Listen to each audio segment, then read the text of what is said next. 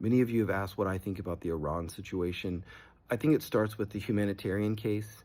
The few extremist 7th century death cult supreme leader and his crew have oppressed millions of Iranians for more than a decade, cracking down on them, censoring them, being awful to women, squashing their voices, corrupting the economy, and extracting it to the point where people don't have opportunity there, so that they could basically fund missiles, which they're obsessed with, and give them to countries like Russia and to terrorist groups. And they're also obsessed with developing a nuclear weapon. The Supreme Leader has said so. And if you combine a nuclear weapon with missiles, that's not good. They have fired on 6 neighboring countries. And if you look at what those countries are doing, they're actually coming towards the West. There is an increasing amount of harmony between Saudi Arabia, UAE, Israel, Europe, Jordan, Morocco. These places want to be participants in the modern world, a modern world based on capitalism and voluntary exchange. That is great, because if you look at the track record of relations between Europe and the Middle East for the past, 2,500 years, you've never really seen a desire or a framework that could bring them together. But I think we see one now, and frankly, it's capitalism, and that's good.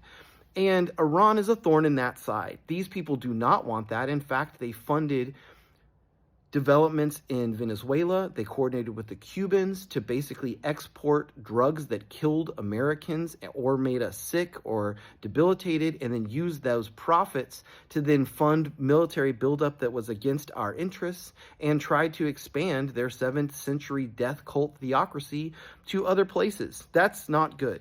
Now, I do understand that Trump did not get congressional approval for this. We are built on a system of co-equal branches, but it is not in nature for power to ask for permission. It is to assert power. So if Congress wants to assert their authority, then they need to do it. And if they're not doing it, then the way our system works, we should elect Congress people that do, for example, check executive power.